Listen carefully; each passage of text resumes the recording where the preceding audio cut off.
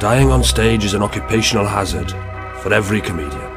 But Tommy Cooper brought a whole new meaning to the phrase when he had a heart attack during a live TV show at Her Majesty's Theatre in 1984. The man literally died to the sound of laughter.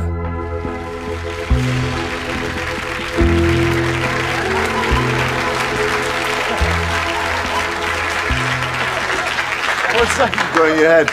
A bucket. That's not a bucket, it's a saucepan. Is it? Oh, I got the wrong hat, I tell you. He was a brand, with the trademark red fez and the catchphrase. So familiar it has been exploited by advertisers, impressionists, and even Margaret Thatcher in her final conference speech. Just like that.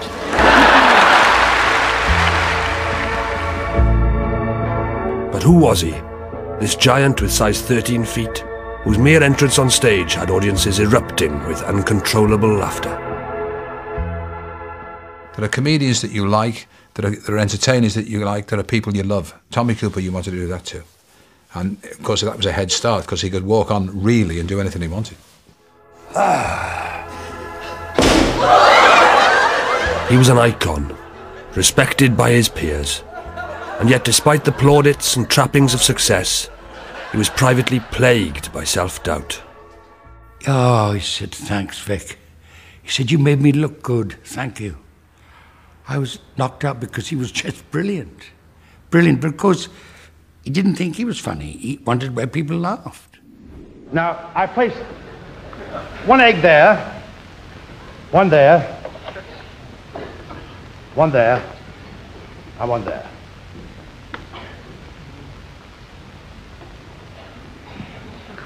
Now the trick is this. With my right hand, I hit the tray like that.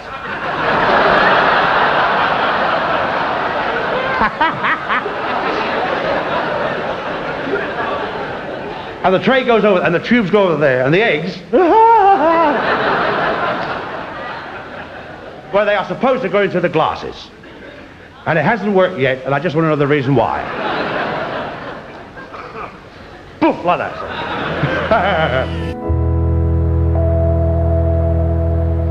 Tommy Cooper was born at 19 Llwynon Street, Caerphilly, 85 years ago. Tommy's father, also Tommy, was a collier's son who spent time underground before serving in the First World War. Although Tommy Sr. had endured tragedy in his life, he was renowned as a man with a gift for making people laugh. I'm positive the talent comes from his dad, you know, because it was in the Cooper family, you know. He was a character. If you had a party or a wedding, you never stop laughing.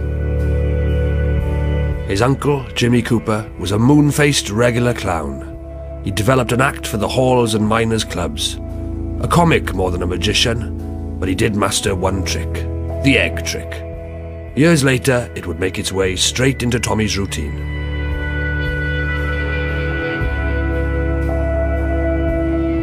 Tommy was like this big kid shambling about trying to do magic. And as we know, he was a brilliant magician. If you ever see him do bottle, glass, glass, bottle, glass, and the table finishes up filled with glasses and bottles, anybody would look at that and say, that man is brilliant.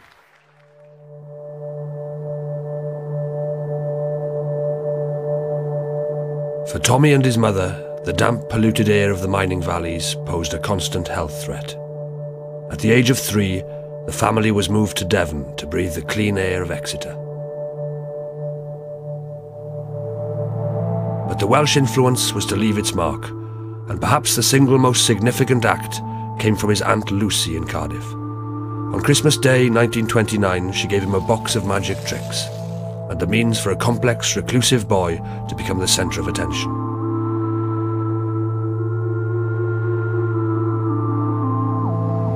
Tommy started young. I guess if I'm honest, it's almost an ego thing where you are the centre of attention. You're doing something that none of your friends can do. You're making them laugh. You're, if you like, becoming the class clown. But it becomes addictive. It's often said that there are 3 rules to magic. The first one is to practice. The second one is to practice. And the third one is to practice. We do practice literally thousands of hours. From the gorgeous to the ungainly, Tommy Cooper. At 6 feet 4 and 16 stone, the sheer size of the man was in direct contrast to the childlike quality of his gags. They just told me, they said, go out there and warm him up. Thank you. Thank you very much. Oh, dear. I'm wearing my tails tonight. Do you like them?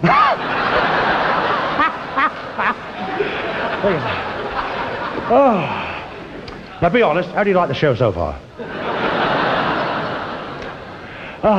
Jill, I can always tell whether an audience is going to be good or bad. Good night. He used to sulk if he wasn't the centre of attention. If you were all talking about sex or football or politics or something, and Tom was there, he'd be sitting very quietly, and then some cards would come out of his pocket. And he'd start doing a trick. There's the kid in him. They're all looking at me now, I'm doing this card trick. Like most boys of that generation, he left school at 14, and after a short, unproductive spell as a shipwright's apprentice, the 6 feet 4 inch youth signed for the structure and discipline of the household cavalry. It's hard to imagine you on a horse. I mean, how do you manage? Oh, they're big horses. Yeah. 17 hands. No feet, just hands. No, it was very good, really. But this is a true story. This is. You see, when you get on a horse, as a recruit, I didn't know this, but when you put the girth around the horse like that, see, the horse, it's true, it blows itself out because it doesn't want to be tight. Right. See, so you've got to wait. Well, I didn't know this, but what you're supposed to do is just wait for a little while, and because he still looks at you like that, really, because he's a little bit suspicious, you know what I mean? But then all of a sudden you've got to go quick, and he goes, ooh! But I didn't know this. So as a recruit, I just went like that with a girth when he went out with his stomach, and I thought it was tight. So we're all on parade, and they said, right, in front of your horses, will you do that? They said, right, prepare to mount. So we put your foot in the stirrup, and they said, mount! And I put my foot in, and the saddle went right underneath. So everybody said on top, I'm underneath like that.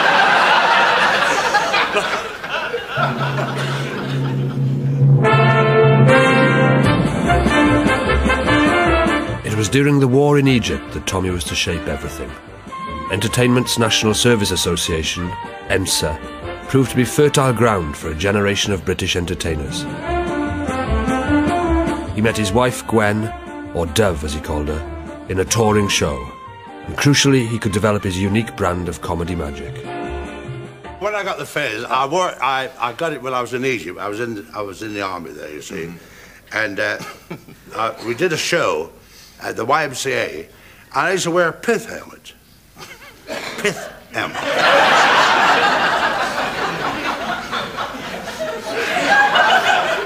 Oh, my teeth is. Anyway, I used to wear this pith, and then one day I forgot to bring it with me. So these waitresses used to walk about with a fez and a long white galabeer. So I took one off the head, and I wore it ever since. Tommy Cooper was one of a post-war group of ex-servicemen who decided to try comedy as a profession. The war had brought about radical change. They were anarchic. I think the post-war generation, the Peter Sellers, the Frankie Howards, and the Harry Seacombs, and the Dick Emerys, and the Tommy Coopers, they'd come through a war and not got killed.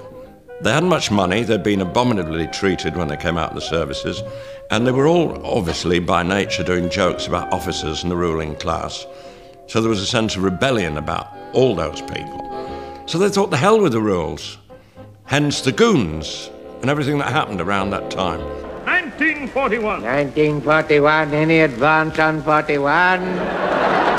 There was no advance in 41. The war was a veritable stalemate. Was it, Mike? Yes, mate.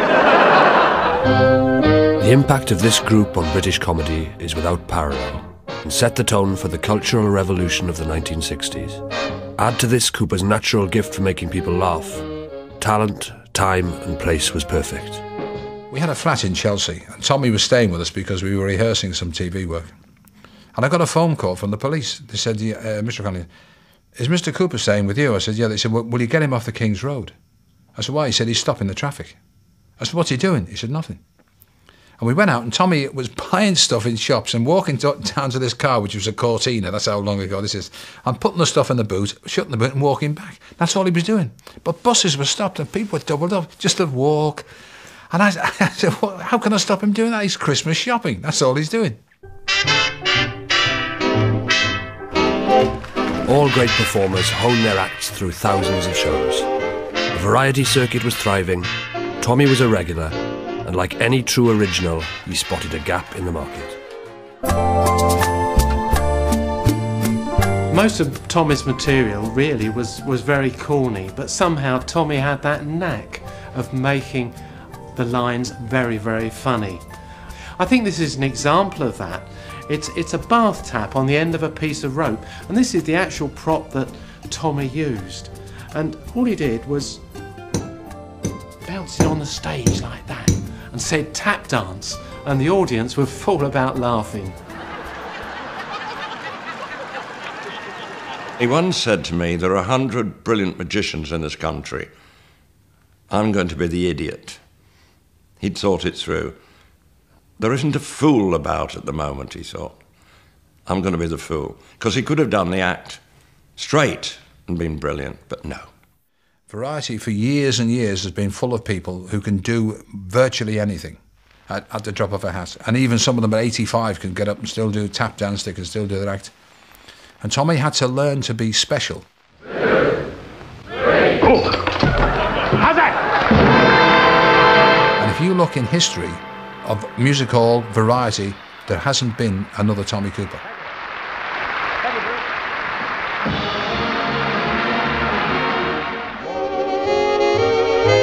As a reprieve from touring, the Windmill Theatre in Soho, famous for its semi-naked chorus girls, was a magnet for aspiring comedians. Tommy Cooper auditioned 5 times before joining the cast of a now legendary list of entertainers who cut their teeth there. I was at the Windmill. In 1957, I met a guy there called Bruce Forsyth. I never found out what happened to him. But it was a great school. It turned out these great comics. Because I was just a little squid. I was the bottom of the bill. And you learned to die gracefully. You did 6 shows a day, 6 days a week, 36 a week. And you learned to cope with silence. You weren't heckled. There was no aggression. They hadn't come to see you. They'd come see the strippers. And they would just open newspapers and things when you came on, and it was a great school. Now, with a regular West End gig, he wasted no time in writing to every theatre in town, but not before considering the fledgling medium of television. On the 2nd of June 1947, he wrote to the BBC asking for an audition. He was summoned, but the feedback was less than flattering. An attractive young man with indistinct speaking voice and extremely unfortunate appearance. Comedy patter with court magic. Nonchalant approach but poor diction and unpleasant manner. He had, however, secured the services of a dapper wee Scotsman, the agent Miff Ferry. The only thing I know about Tommy's relationship with his agent was that Tommy did do what he was told up to a point, and he would never take money, you know. The club would try and pay him. No, send it to Mr. Ferry. I don't do that. And he made out that his agent was the fellow with the big stick, and he was petrified of him. I'm pretty sure he wasn't. Miff Ferry. Yes, 3 Fs. 2 in Miff and 1 in Ferry. He was a legendary figure. He was barred from rehearsals in the finish, because he was always sticking his oar in. Ferry signed him on a sole agency agreement at the unheard-of percentage of 15% of all future earnings.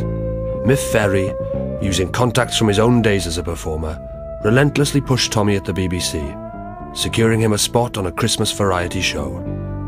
The BBC head of light entertainment recognised that Tommy was a potentially big star. In 1952, after looking for the right vehicle, they eventually commissioned Tommy in his own television series. William G. Stewart, the TV presenter and a very fine director, said to me, "The genius of the man is, he's big, he's ugly and he's clumsy, but when he moves, he glides. And if you watched Cooper, he's a skater. So although it was all this bump, bump, bump, bump, and that plodding about, underneath he was on roller skates, the man. And I think that was the same in the brain. I think we got an opinion of Tommy being like a big, sloppy, lovable fella, but I think inside there was a serious, serious person. So you missed that. You went over there, didn't you? You're going to watch me all the time, you see. Watch me all the time. I must say I'm delighted to be in the show. I couldn't afford to be in the audience. Thank you.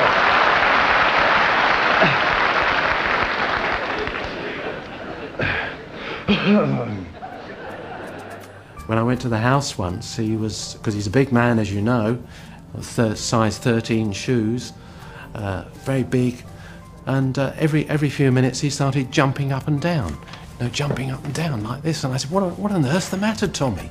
He looked so funny as well, this big man jumping up and down on the spot. And he said, I've just taken my medicine, and he said, I forgot to shake the bottle.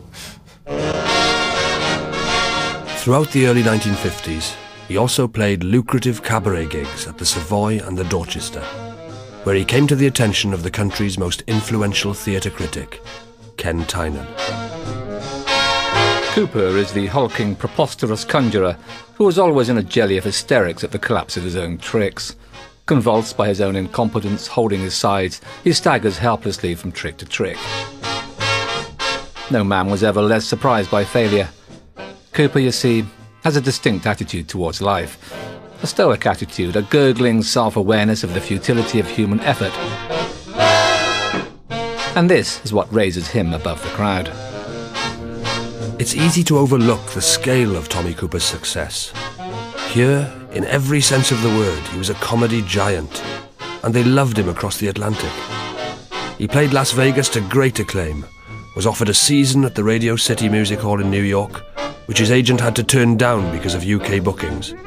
And in 1963, a year before the Beatles conquered America, he twice appeared on The Ed Sullivan Show, where the host introduced him as the funniest man ever to appear on this stage.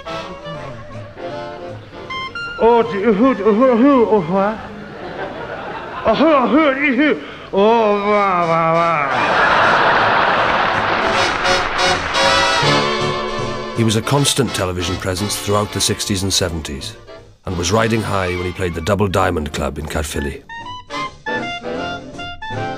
We all went as a family, well, all a family that wanted to go. I was a bit worried because, being family, I thought he was wonderful, naturally, and growing up in that family like that. But I wondered the reaction of the people. Well, it was unbelievable. He had standing ovation. I was very proud.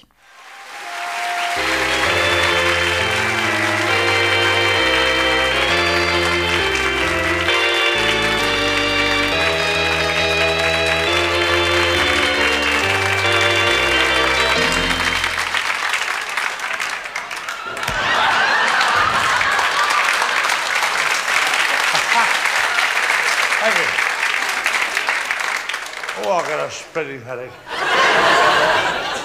Look at that, look. They always say, take an aspirin for a headache. Who wants a headache? You saw the joke on the page, you think, he's not telling that.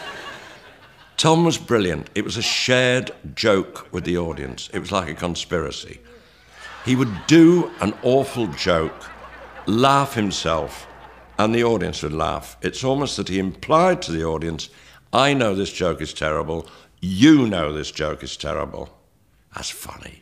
Comedy's a tricky one because you're being funny when you're told. You're not being funny today. You're being funny at 1 minute past 9 when the chairman says, now's your chance, get up and do 20 minutes. So it's a hair's breadth between success and failure.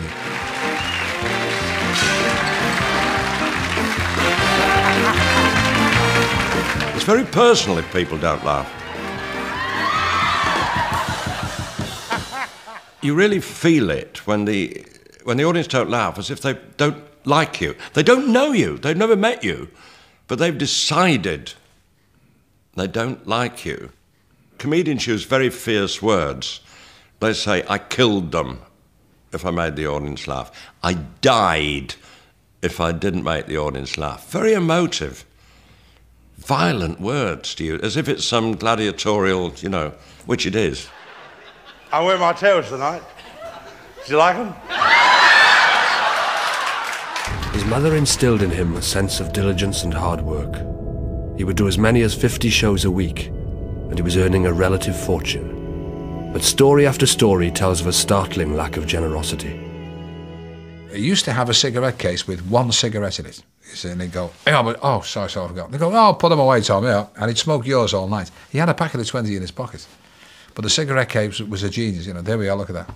The legend went round about Tom would take a journey in a taxi and then he'd pay the exact fare. But then he would lean over and pat the taxi driver's breast pocket, pop something in it and say, have a drink with me. Oh, thank you, Mr. Cooper. And he'd go away. And they'd look in the pocket and it was a tea bag. And 3 taxi drivers have told me that. The makeup of the man was he didn't know why he was a genius. I think the reason for the frugality was it may not last. Now, with his talent and our kind of forethought, we'd have sat there saying, hey, just go forever, mate. I mean, how can this possibly stop? I'm doing nothing and getting paid for it. And I think in the back of the mind was again that doubt of the character, the lovable man, but deep down a serious man saying, if this finishes tomorrow, what have I got? By the early 80s, Tommy Cooper had been at the top of his profession for over 30 years. He was famous, imitated and rich. But those who knew him best witnessed him as a melancholic loner. As a young man, he wouldn't drink a half between shows. But as his fame grew, he increasingly needed alcohol before going on. It's not a good road to go on. I think we'll have a drink and that'll give me a bit of energy. Because, in fact, alcohol is depressive. It depresses you. I can't have a drink and go on stage. The energy comes from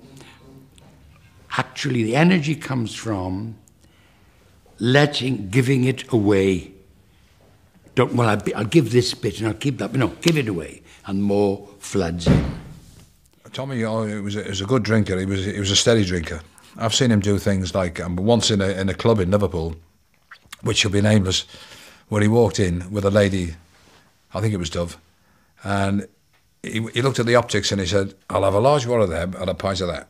And he went right along the bar. And everyone thought, well, this is a lot of fun. That night, he never showed. He wasn't in the club. And they rang his hotel in Liverpool. I know because the agent was a pal of mine. And he rang him and said, Tommy, he said, yes. He said, are you coming in? I don't think so. I don't think I'll be coming in. He said, well, there's 800 people here, paid £20 each. He said, give me the names and addresses and I'll go around and apologise. During the years of touring, Tommy's wife, Dove, stayed at home with the children. The affectionate term Dove could well have been ironic. She was a powerful woman who could crack the whip with her husband and was known as a prolific drinker in her own right. His secretary, Mary Kay, they met at a rehearsal in 1967, soon became an important part of his entourage, and they enjoyed a deep, loving relationship up until his death. For almost 20 years, he was in love with 2 women. They were the organising force in his life, but could do nothing to dispel his personal demons. In most entertainers, myself included, there's a huge element of self-doubt, and I think it's that point where the back of your mind says, you know, watch the galloping horses. The galloping horses are the ones that say, you can do anything now. You've made it now, you've cracked it, you're the man. You can literally do what you want, you can go on there. And there gets to a point where you think, if I go on and do it, and it doesn't work, it'll shatter me. So you're now afraid to do anything. You're afraid to do anything new. And Tommy had that fear. I have it. I just have this feeling sometimes that Tommy didn't like the character. I'm not an expert on that. I just have this feeling that sometimes he disliked the fact that he was the object of the laughter. White. There, look. There. The real stars, the real great ones, like Tommy, they think, my reputation's on the line again tonight when I go on. I know what I'm going to do, but maybe this is the night when they don't think it's funny. Tommy used this very table, and at one stage he picked up the table, he walked to the front of the stage, and suddenly, with Tommy, all his tricks seem to go wrong. What is he going to do? He's on live television, he can't put the table down, and then suddenly he's got his legs.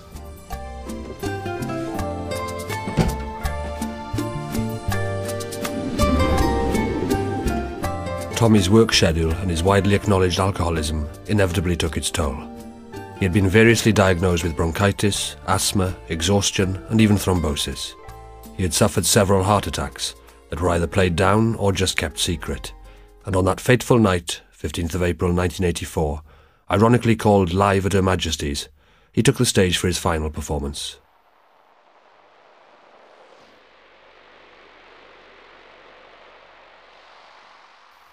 When he went down to the road car.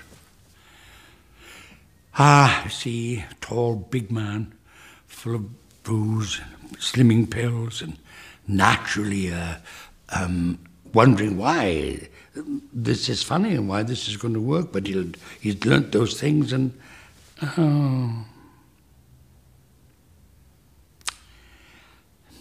yeah. A fellow said he was on a cruise ship and they docked in Port Said in Egypt. And in the old days, before the security problems we have now, they used to have stalls full of the local produce along the quayside. You know, they'd have like stuffed camels and pyramids. And along the line, there was a stall full of fezzes, green and red fezzes. And leaning against the stall was this Arab chap in the full gear with the very dubious woodbine with the green smoke. And this British chap and his wife were walking down towards this stall, talking. And as they got near, the Arab fellow said, "You British?" The bloke said, "Yeah." And he put a red fez on and he went, "Oh." The bloke said, "Did you know him?" He said, "Who?" He said, "Tommy Cooper." He said, "No." He said, "Why did you do that?" He said, "Everyone from Britain puts a fez on and goes, ah." What a tribute, eh? Tommy was highly regarded by the others because he seemed to break all the rules. Even the other comedians couldn't quite work out what it was. And that was the joy of Tommy. You could never, in the final analysis, work out what it was. The tricks, the mumbling, the bumbling. All right, that's a good formula, but there's an X factor in there somewhere that the great ones have got. And you never work it out. And neither should you. We mustn't know what it is, really, or else the magic will have gone. Keep it going, boys. Keep it going now. That's it. Nice and loud. Don't jump off the roof, Dad. You'll make a hole in the yard. Mother just planted petunias. The weeding and seeding was hard. If you must end it all, Dad, won't you please give us a break? Just take a walk to the park, Dad, and there you can jump in